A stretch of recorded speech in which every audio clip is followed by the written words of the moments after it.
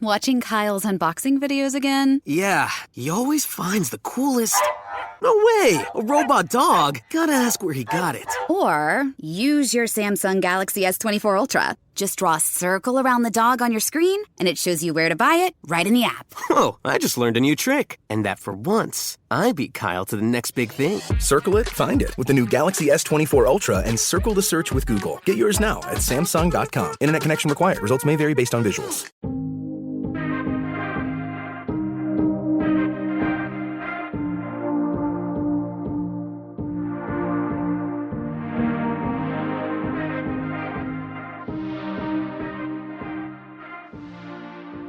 Talk about human trafficking, because I think most people don't realize how common it is. I'm telling your folks right now, human trafficking is in your neighborhood. You say they're buying insurance policies. What do you mean? They will list an address that they control as where they now reside, and they will then bilk that policy and bill as much as they can for insurance purposes, for treatments, some of which happen, a lot of which don't. We've talked about so many things. This is just a public service goldmine.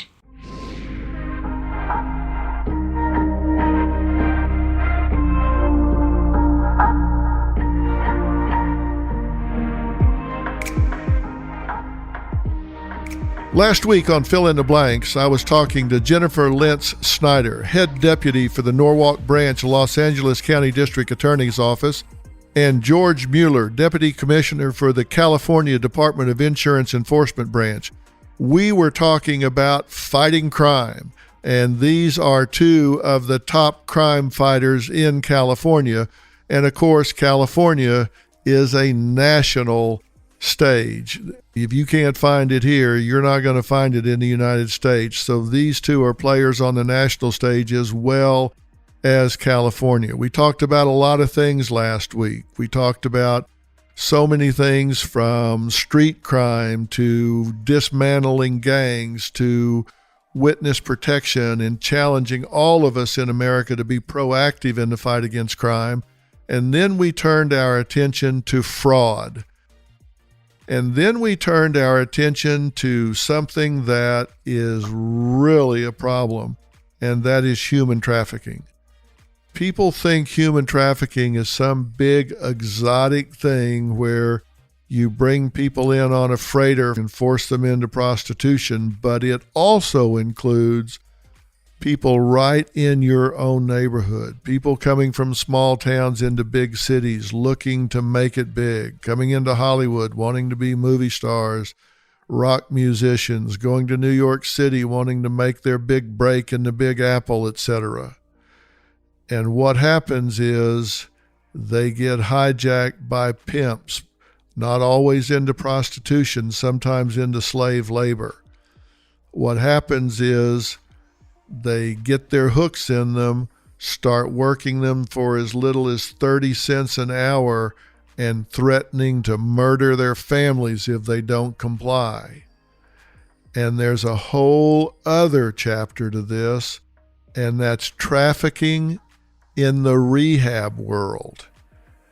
Getting addicts into rehab and sober living and re-addicting them and trafficking them from one facility to another. It's exploiting people at their absolute most vulnerable, and it is ugly.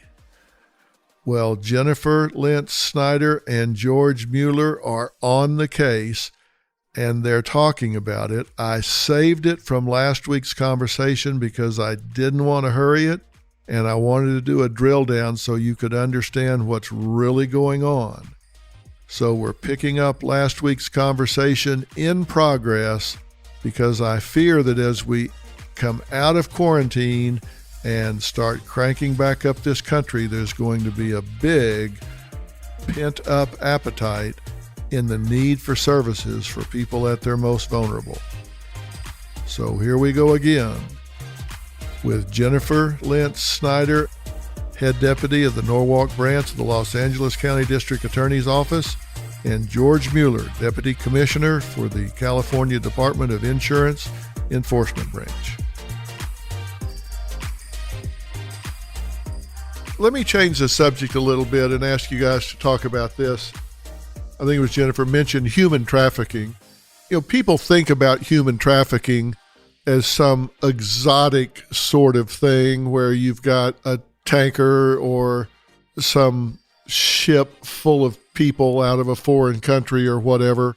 But I don't live very far from Sunset, and I can go 5 minutes from my house, and there's human trafficking going on Sunset in restaurants here where people that have come to Hollywood hoping to break in and become movie stars and musicians and all are being forced into prostitution and labor and other sorts of things.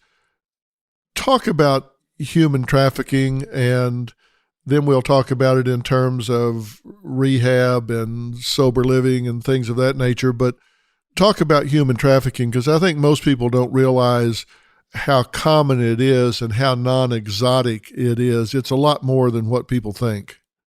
You're right, Dr. Phil. I can start on that. So most people, as you said, think it's human trafficking is an international thing. We're bringing people to this country for labor or in those countries. I'm telling your folks right now, human trafficking is in your neighborhood. It is right down the street, as you said, Dr. Phil, on Sunset Boulevard, Santa Monica, wherever you live, human trafficking is in your neighborhood. And what's ended up happening is the sad thing is that these gangs are now targeting high school kids that are very quiet, kids that are very shy, kids that don't have a belonging somewhere. And all of a sudden they start to talk to them. Next thing you know, let me take you down to the local coffee shop. Let me buy you this. Let me buy you a dress.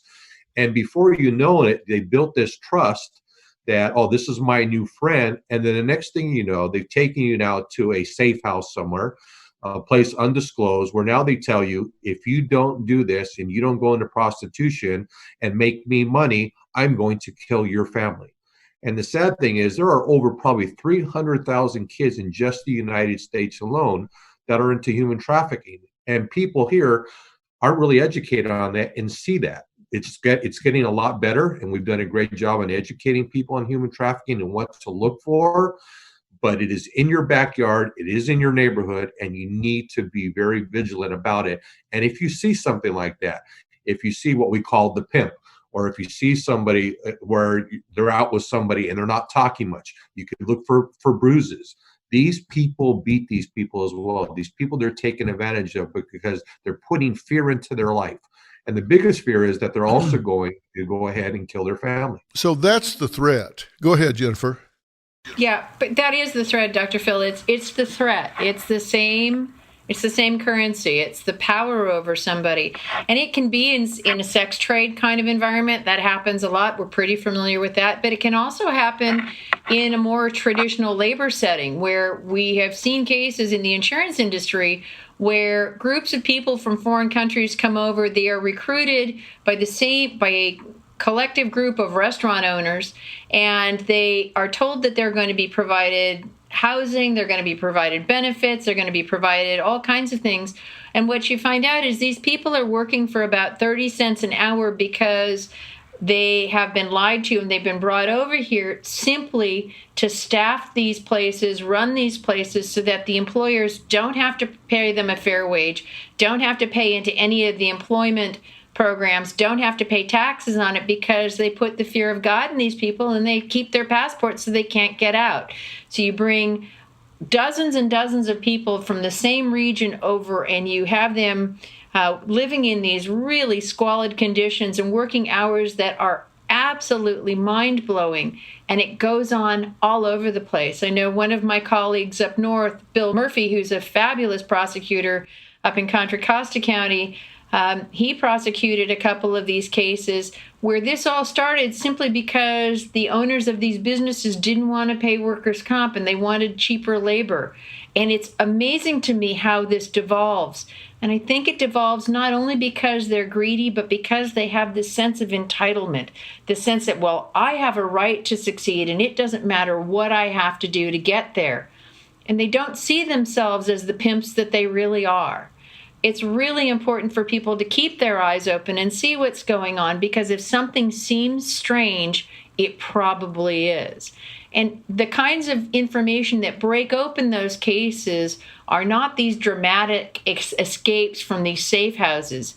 It's usually somebody taking a moment to talk to one of these people who share a little bit of information that sets their antenna off, that say, danger, danger, something wrong is going on here. So people just need to be willing to get involved and be willing to listen, and then be willing to report what they hear. Because it really is up to everybody to take that kind of responsibility and not let these people get victimized. This is so fascinating and helpful. Let me tell you something about Dr. Phil viewers and listeners. 90% of the people that watch daytime television don't watch Dr. Phil. And 90% of the people that watch Dr. Phil don't watch anything else in daytime. I don't know why that is. I just have a different audience. And I'm so proud of the people that do follow me on Fill in the Blanks and Dr. Phil on the Air and our crime podcast. The people that I have connected with over the last 18 years are people that are responsible, they're caring, they're committed, they're devoted. They're like an army of action agents. It's why I said at the beginning that I was so very excited about having the privilege of talking to the two of you. This is important information that can make such a difference here. And so I want to get down in the weeds on this, because I said that people think about this like they see on movies like Miami Vice or something, and they think sometimes this is purely for prostitution and sex, and it certainly is that, but it's also domestics, waiters, bus boys, all different types of unskilled labor. These people are forced into this situation. Passports are taken. They have no way out. Often English is a second language. They don't know the system. Sometimes it's small town people that have come to the big city within the United States, and they're caught up in this. And the threat is, first off, you owe us money. We paid this for you. We're giving you free rent. We're paying you money. We're giving you food. You took this from us. Now you owe us, and you pay us, or we're going to go kill your sister, kill your family, or do this. Now, obviously, so there's a threat, there's a fear motivation there. And what I'm wanting people to know, and George, you said it's in your neighborhood. This isn't something you see on television. This isn't happening in New York, Miami, LA. This is happening everywhere. And there's a damn good chance, if you're in a restaurant or somewhere under normal circumstances, I know they're closed right now, but somebody in that restaurant that's either bussing your table, waiting on you, in the kitchen out back, there's a good chance somebody in that support staff is in the situation we're talking about. Correct? I mean, that's what we're saying. Yeah, depending on where you are and what part of the community. I mean, I think your well-known restaurants, Dr. Phil, that people go to, you're not going to see that. But I think in these smaller restaurants and cultural communities, that is definitely going on. I can tell you, Dr. Phil, when I was at the DA's office, I had a captain that worked for me, and they had a friend whose daughter was a straight A student, very quiet, probably would have been the valedictorian of her class. And all of a sudden, she befriended an individual, started talking to this individual. He took her out, bought her things, bought her clothes, did this and that. And before they knew it, she left the house. Parents did not know where she was. And she was put into this slavery, into this human trafficking. And thank God these parents cared and contacted our DA's office. We then started investigating and were able to actually recover her after, of course, they had provided her drugs, because that's the other thing they do in this business. They provide them drugs, they get them drugged up, so they basically take away the human factor and basically make them a piece of meat. And so to your point, I'm sorry, I had to tell that story, Dr. Bill, because we were able to save a human life, and now this person's gone on to college and is being a very successful person in society.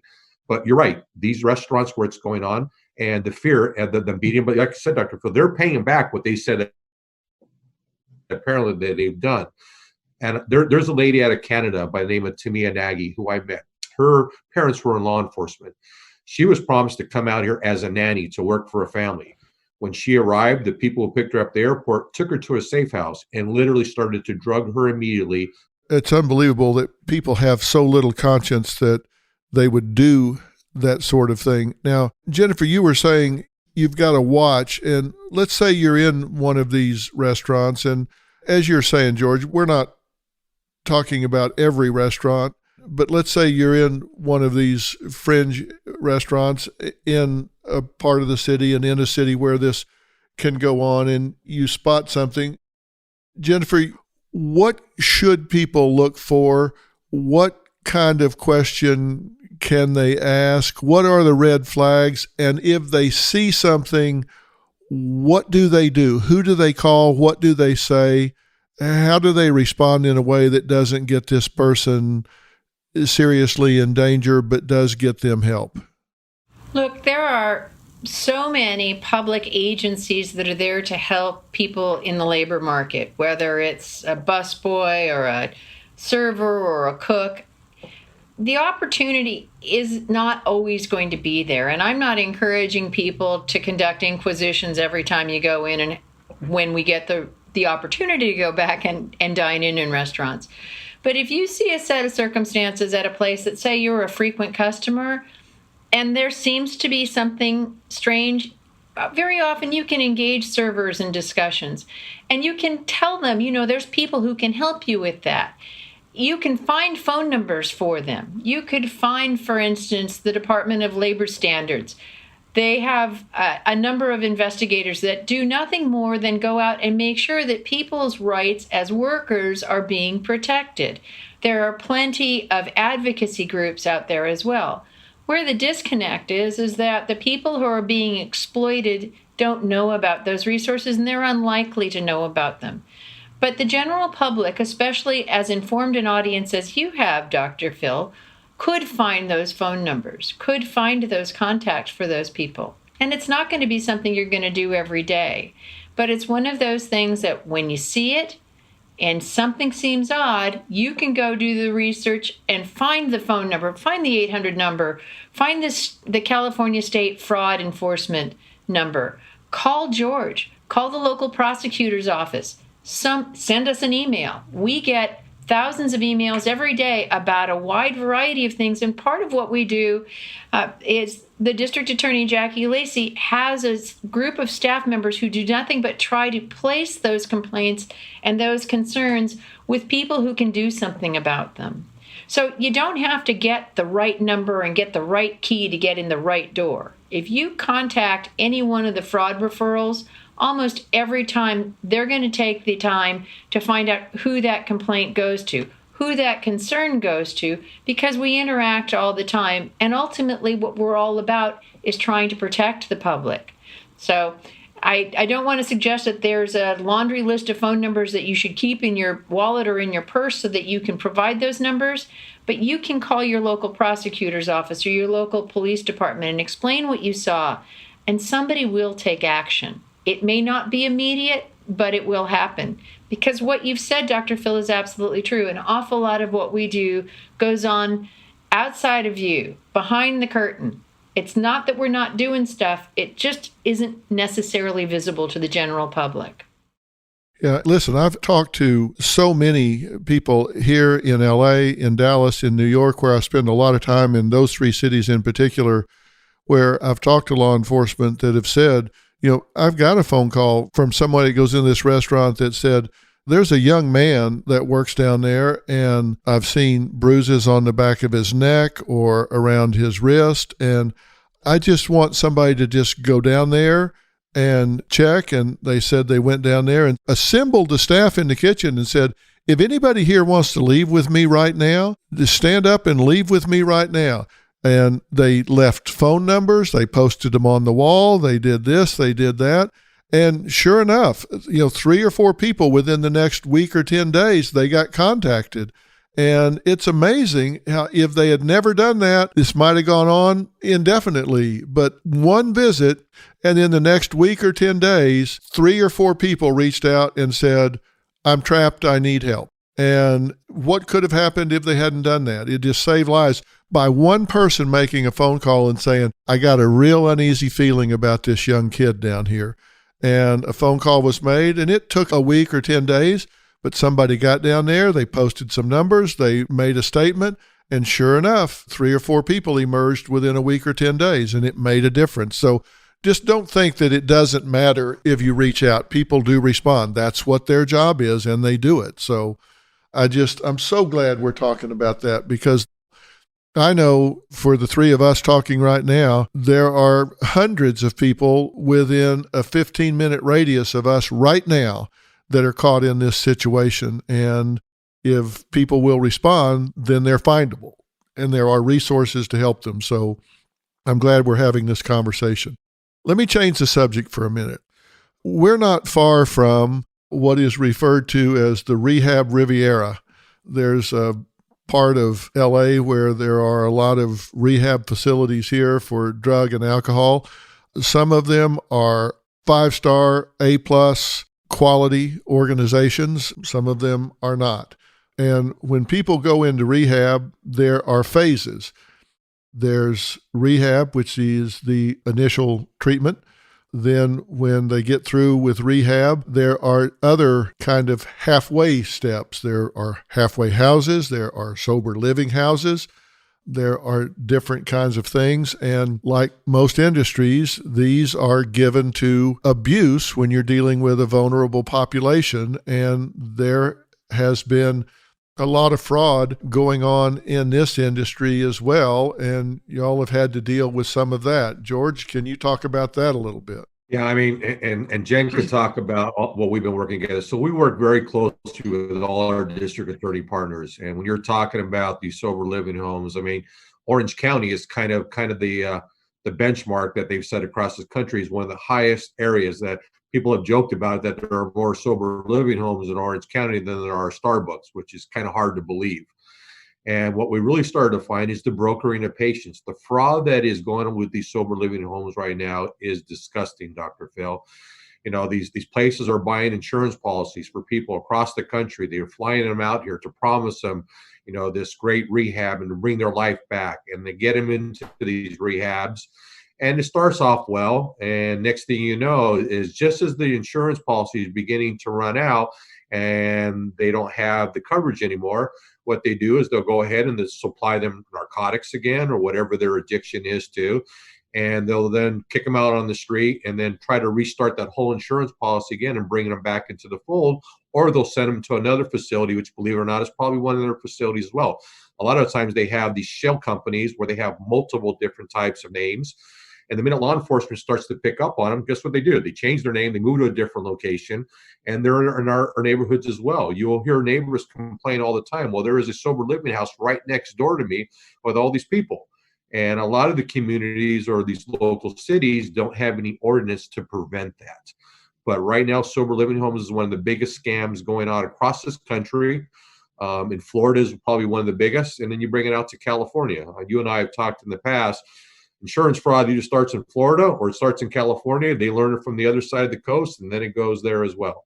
But it is one of the biggest industries out there. And, you know, Jen can talk a little bit about the case. She sees, we have been doing investigations with our partners with the FBI and places like that, but Jen gets them from all different types of law enforcement agencies when they come across her table, and she could probably address a little bit of that as well. You say they're buying insurance policies. What do you mean? So let's assume, Dr. Phil, that you have an addicted child, okay, and you are at wit's end about your addicted child. And you see a beautiful ad on late night TV about a place you're going to put you where they're going to handle everything. And when you go there and you're at your lowest ebb, and your child, adult children very often are at their lowest ebb, they come in and they assess you and they say, look, this will cost you $2,000 out of pocket, but we will get the rest of it from insurance. And so they will take your kid's information. They will notify the insurer that the kid moved, which is now a qualifying event. They will list an address that they control as where they now reside. And they will then bilk that policy and bill as much as they can for insurance purposes, for treatments, some of which happen, a lot of which don't.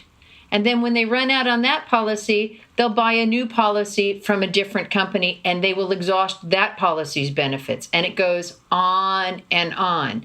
Sometimes, as George said, they will bring some drugs into the facility so they get your kid re-addicted. So now your kid feels powerless because they did the very thing that everybody said they shouldn't do. This goes on over and over and over because there is a pot of money in insurance policies for addiction treatment. It is a burgeoning industry that has only partial regulation. For instance, sober living houses are not regulated by the state of California. Rehabilitation facilities are. And while that might seem to be somewhat in the weeds, it is those kinds of distinctions that the fraudsters exploit to their own benefit. And you will see people for whom more than $2 or $3 million has been billed for rehabilitation services, and that person is still under rehab. They are still a client of the rehab facility. I don't want to damn the entire industry because there's a lot of really good companies out there that really do put the client's interest first. But where you have to be watching this is when your loved one's personal information gets taken, it makes them vulnerable and they can get exploited. All of the mail pertaining to those policies that got purchased gets sent to the address that the rehab center has provided. We found in several cases it was a post office box. Remarkably, 400 people permanently relocated to a post office box.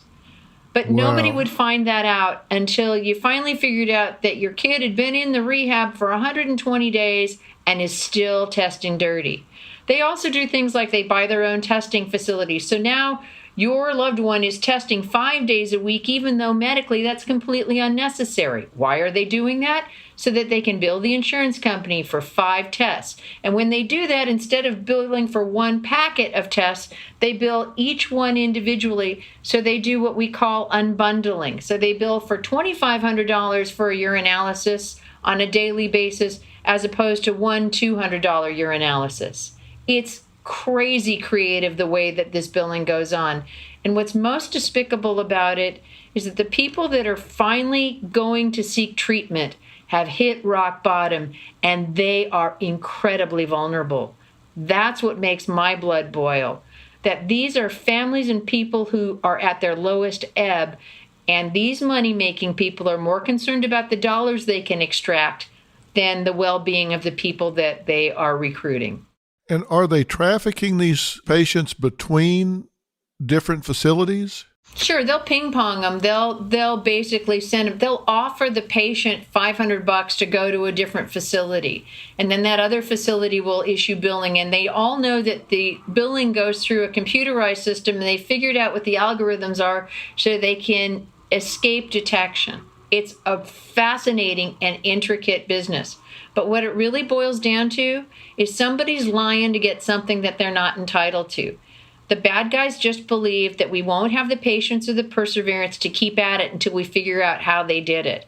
And they're able to get away with millions and millions and millions of dollars in fraudulent billing before they finally get caught. And then when they get caught, they figure, what's the worst thing that happens? If I have lived a high life and spent all that money, I don't even have to pay the money back because it's just fraud. And that's the fallacy that George and I have been fighting for a number of years. It's not just fraud. It's a whole lot worse than that. It's really about destroying people's trust.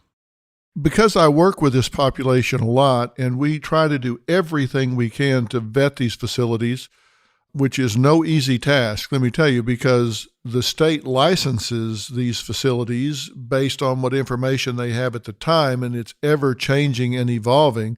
So they're chasing the information at all times. But when you do this, you're dealing with a very vulnerable population, and people wind up losing their lives. Are there criminal consequences for these people if they play this rotation game and somebody winds up overdosing and dying? Are these people criminally liable for manslaughter or whatever if somebody dies in this shell game they're playing? It's a difficult question. Here's what we have found. It is almost impossible to prove cause of death for an addict to be the result of somebody else's, of another human being's intentional act. So when somebody is a drug addict, their cause of death is overdose, unless we can provide evidence or we find evidence beyond a reasonable doubt to prove that somebody else caused that death by giving them a huge bolus of whatever their drug of choice is, or by getting them, putting them in a situation where they were particularly endangered, that becomes very difficult to prove beyond a reasonable doubt. That's one of our greatest frustrations. At one of these clinics, I know of 8 people who overdosed, most of whom had broken away from the facilitators, the lead facilitator. They were saying, I want out of this, I'm gonna blow the whistle.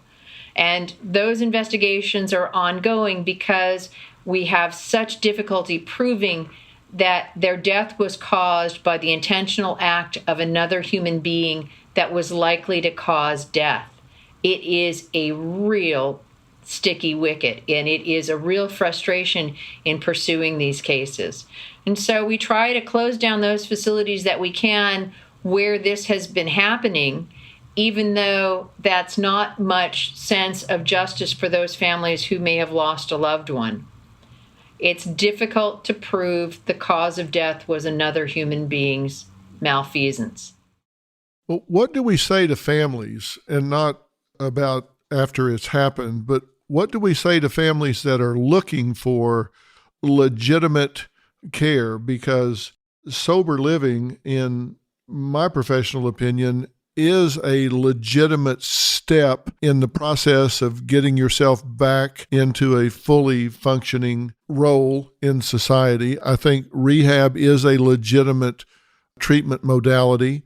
Going to sober living where you're with like-minded people that are supporting your sobriety and helping you with a job and helping you do the things you need to start stair-stepping yourself back to independent, sober living on your own. That is a supportive environment. Done properly, it is a legitimate therapeutic modality.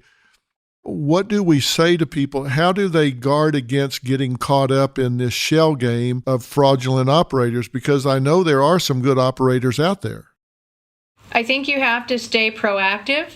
You have to beware if the operators are isolating your loved one. You have to go out and actually walk through the facility. Part of one of our prosecutions involved an investigator from one of the insurance companies who posed as the mother of an addict, and she actually went in the facility. And Dr. Phil, given your familiarity with this, I'm sure you will be as outraged as she was. When she asked them where their detox room was, they showed her a living room with a couple of chairs and said, "We just let them detox here." Oh. And she said, "Well, what do you do about medical care?" She said, "Well, only when it's needed." Okay, for some who are uninformed, that might seem okay, but that's not what detox is supposed to be. So I would say stay proactive, stay vigilant, beware if somebody is isolating your loved one from you, and go in and walk through the place yourself. Ask questions. Find out from other people. Don't believe the ads that are on TV. It may look real pretty, but find out if they're really doing the hard work. I suspect that all of us know people who have gotten through their addiction. It is a tough road to hoe. So I would encourage people who are in that environment to look very closely at the details. Find out if they're going to have the insurance, if they're going to share, for instance, the explanation of benefits. You know, sometimes we get those explanation of benefit forms from the insurance company, and I don't know about you, but I know the only line that I read regularly is, "It's your responsibility to pay." And right. You don't necessarily look down the itemized items that are being billed on your behalf. I think people have to be a little bit more proactive as consumers and make sure that their loved one, or if it's them, that they're getting the services that they're supposed to get. And if you see isolation of people, if you see something that doesn't strike you as being accurate, check their peer businesses, because I've found that the rehabilitation facilities that are legitimate really work hard to protect the legitimate providers, and they're getting brought down by the cheaters. So I would say be proactive, don't relinquish control of billing and personal information, and be vigilant. I'm Katie Maloney, 37, a divorcee, and I'm out here falling in love every day with myself. And I'm Dana Cathan, 33, former needy mess, and delusional Leo, but I've never been happier. Never been happier. You know that. Good. The foundation of this podcast is for people who want to live their life unapologetically. It's a safe space for anyone who's going through a transition in their life or just dealing with the regular bullshit. It's a religion. We're not saying that we're looking to start a coven, but that might be why we started but this we're podcast. Not saying that. Join our cult. Community. The coven. Religion. Okay, let's just stick with community. Listen to the podcast. Listen to the podcast.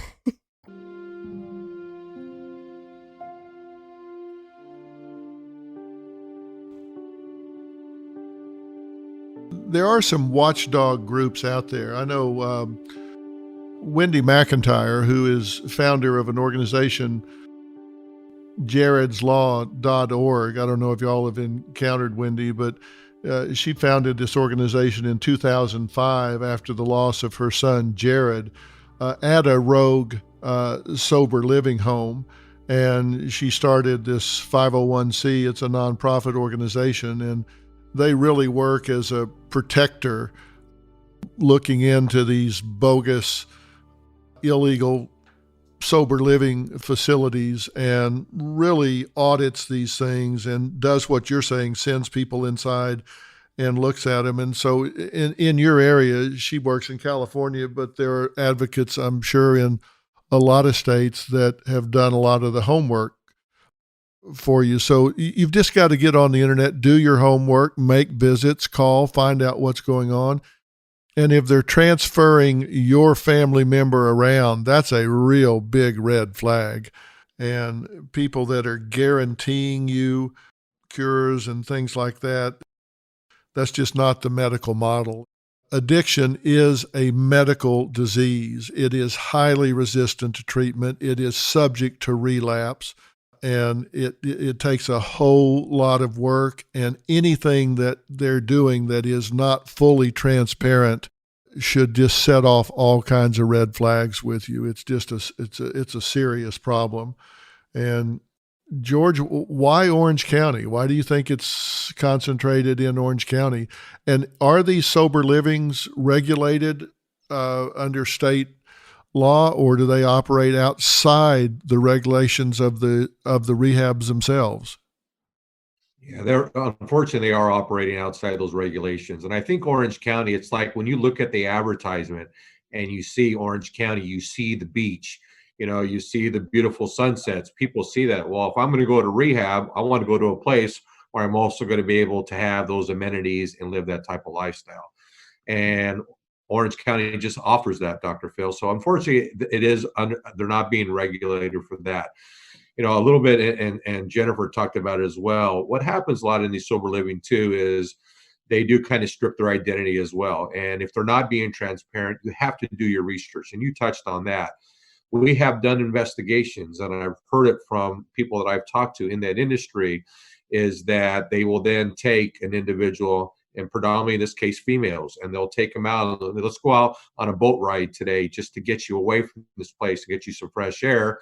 In this particular case, this person took this female out on this boat out in the Marina del Rey here in California, and provides her drugs. And the next thing what happens, sexually assault and rape. And we hear that a lot in these bad sober living homes. There are a lot, as Jennifer said, there are a lot of great facilities out there that are really changing people's lives and getting them back on the straight and narrow so they can be successful and stay away from their addiction. But you have these bad people that are really taking advantage of these people in these sober living homes, and again, providing them drugs and taking abuse and abusing them sexually and by raping them. And so, unfortunately, we have seen that come across our table, and it does break our heart because, one, they are fighting this addiction. They're at the lowest point in their life, as Jennifer said, and now you've taken them to a whole nother place. And I've heard recently of one story where this female tried to commit suicide because of the trauma she had been put through. Dr. Phil, one of the things that this points out is the human toll of these crimes is much greater than the dollar value. How do you put a person's life back together after they've gone to somebody for help and they got exploited? And that is why these things are crimes. It's not just about the dollars. We get really caught up in talking about, this many millions or that many millions. And while that's a factor, it's a metric. The real challenge in these cases is the human toll. How do you restore those people? How do you restore faith in an industry that has been exploited by these bad actors? How do you hit that balance between being vigilant and being paranoid? And that's the danger. In California, sober living homes weren't regulated and aren't regulated because it's supposed to be basically a safe living place. It isn't supposed to involve anything really medical. But because it's not regulated, the bad actors have exploited it and create these sort of one-stops so that they use sober living facilities actually as unlicensed drug rehabs. And that's part of how this exploitation occurs. So again, from my point of view, the most proactive thing I would do if I had a loved one that needed to go into rehab is I'd ask hard questions. I'd walk through it. I'd want to talk to other addicts' families to find out what their point of view was. Not just the people whose names are there at the recruitment, but other people. And I would ask the questions when my loved one was being moved from one facility to a next. Because real rehab is medical, and people are getting taken advantage of for things that are not medically necessary or even medically appropriate simply for the money. I think this is so relevant because one of the things that I've observed is during this quarantine, a lot of people have foregone treatment, seeking treatment for all different types of things. Research shows that a quarter of active cancer patients have delayed or foregone treatment that were already actively involved in chemotherapy or whatever.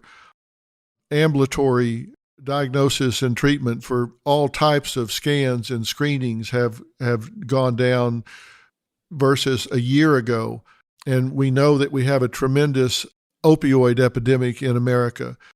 And I think as this quarantine lifts, there is going to be a tremendous pent-up appetite of people that are seeking help, care, treatment. And so as people come out of this and are saying, wow, I've been living with this, I've got to do something about this, I need help, I think there's going to be this pent-up appetite where there's going to be a real surge of people looking for help and care and treatment. And I just want people to be mindful about it as they go about this and not get caught up by this blind urgency for getting help and treatment. They need to be mindful of it and not fall victim to these fraudulent schemes and wind up worse off than they were going into it. Even though you're urgently in need of care, be mindful of how you go about it. You wind up worse than you were before you started if you're not careful about where you go, think, check references, do peer reviews, all the things that we've been discussing so you don't get victimized by these bad actors. I just hope people keep that in mind. Well, guys, I have kept you much longer than you agreed to talk to me, but I could talk to you for another hour without even scratching the surface. But I think we've talked about such very important things in raising awareness about the important work that's going on behind the scenes by law enforcement, the fraud that is going on across California and across the United States, white-collar insurance, COVID, human trafficking, drug and alcohol rehabilitation, sober living, internet. We've talked about so many things. This is just a public service goldmine, what you have brought to this conversation today. This is absolutely the highest and best use of fill in the blanks since I've started this. I cannot thank you enough. Jennifer, is there anything that we haven't talked about that when you have the opportunity to speak that you like to leave on people's minds? Is there anything that you would like to address before we wrap this up? Just the same message over and over, Dr. Phil, and it's one that your viewers have adopted from your leadership, and that is, be the solution. Don't be afraid. One step makes a difference. benign neglect is not a solution. It just lets stuff fester. So I'm very grateful for the opportunity. I know that our district attorney works a lot behind the scenes and has for many years with good people like George and people throughout this state. We're really here to try to help people feel secure, not just about punishing bad guys, but making sure that people have what they need and that they can get the help that they need when they need it.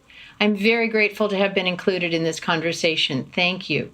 Well, I thank you for all of your insight to this, and it's just meant everything. I cannot even begin to tell you what I think we've brought to the table. It's just been great, and I hope you keep playing that harp. You certainly have a varied background. I had indulgent parents, Dr. Phil. Yes, you did. George, I want to thank you as well. Is there anything that we haven't touched on that you think is important for us to touch on? No, I want to thank you as well, Dr. Phil, for having Jennifer and I. I've been very fortunate to work in this profession I've had for a long time and to work with people with Jennifer. We do work behind the curtain, and I want people to know that there are people out there who really do care about them. As you know, in my department here, we do a lot of outreach to really educate the consumers on the frauds to look out for. And the DA's offices do that as well. And there's a partnership. And our goal is really to educate people not to be taken advantage of. And if they are, I want them to know that we are here to protect them, to go after these bad actors, and hopefully put them behind bars where they belong. And so we are here to, as Dr. Phil, and as Jennifer said, your viewers, believe in you and what you bring to the table. And that's why we're here today as well, because we want to be able to help them out. So I appreciate what you also do, Dr. Phil, and your support for the law enforcement community and what you've done for all of us. And I can't thank you enough. So thank you for having us on today. It's been my honor to do so, and I really am proud to support law enforcement. I was really looking forward to this, and you guys certainly did not disappoint in any stretch of the imagination. As I say, I think we've talked about some very, very important things here, and I really hope people hear the message about getting involved and staying involved, and we really can make a difference. We've really got to be proactive in everything that we do, and I was honored recently by the LAPD with the Twice a Citizen Award, which has to do with those that are active in supporting law enforcement, and it's one of the greatest honors I've received, and I want to live up to that year, this year, and every year in supporting law enforcement, not just in LA, but across the country. And I want to continue to do that. And I hope we can have conversations like this going forward. I bet you we're going to have a huge response to this and a lot of questions, and maybe we'll do a follow-up on this sometime in the future. So Jennifer, George, thank you both so much for participating in this, and be well during this quarantine. And as we come out of it, I'm sure you guys are going to have lots and lots to do. So again, thank you very much, and we'll talk soon. Thank you, Dr. Phil. Thank you.